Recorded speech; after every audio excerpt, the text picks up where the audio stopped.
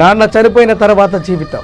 మా ఇల్లు మాటలు మరిచింది, గలగల వినిపించే నాన్న నవ్వులు గాలిలో కలిసిపోయాయి. ప్రేమగా మాట్లాడే మాటలు, బాధ్యతతో తిట్టే తిట్లు ఆకాశానికి ఎగిసిపోయాయి.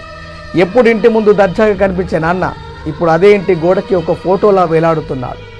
ఎన్నో ఫోటోలు ఉన్న నా ఫోన్లో నాన్న ఫోటోలే చాలా తక్కువ. ఆయన ఉన్నప్పుడు ఎందుకో తీసుకోలేకపోయాననే నా మనసు నన్నే నిలదీస్తుంది. ఒక్కసారి నాన్న చేత్తో దెబ్బలు తినాలని, గట్టిగా కౌగిలించుకోవాలని, ఆయన మీద ఉన్న ఇష్టాన్ని కన్నీళ్లతో చెప్పాలనుంది. ఈ బాధ జీవితాంతం వెంటాడుతుందేమో, సంతోషానికి కోపం వచ్చిందేమో, మా నవ్వుల్ని మాకు దూరంగా తరిమేసింది. నిద్రకు కూడా బాధేసిందేమో, కను రెప్పలతో కన్నీళ్ళ నొక్కి పట్టేసింది. నా మనసుకు సర్ది చెప్పుకున్నా, బయటికి ఏడుస్తూ కనిపించకపోయినా కానీ అమ్మ నవ్వడమే మర్చిపోయింది.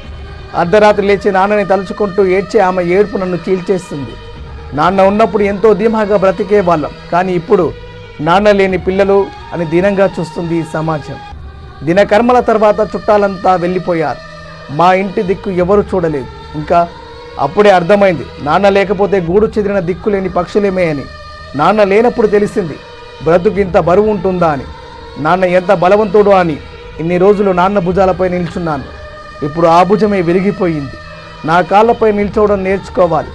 ఏదేమైనా నాన్న ఉన్నాడనే ధైర్యంతో ఎదగడం, నాన్న లేడనే బాధతో పెరగడం ఎంతో వ్యత్యాసంతో కూడుకున్న ప్రయాణం. నాన్న చనిపోయిన తర్వాత జీవితం.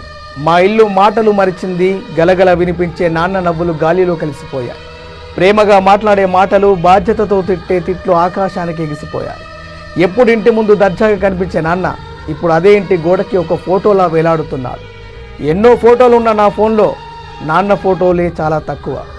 ఆయన ఉన్నప్పుడు ఎందుకో తీసుకోలేకపోయాననే నా మనసు నన్నే నిలదీస్తుంది. ఒక్కసారి నాన్న చేత్తో దెబ్బలు తినాలని, గట్టిగా కౌగిలించుకోవాలని, ఆయన మీద ఉన్న ఇష్టాన్ని కన్నీళ్లతో చెప్పాలనుంది.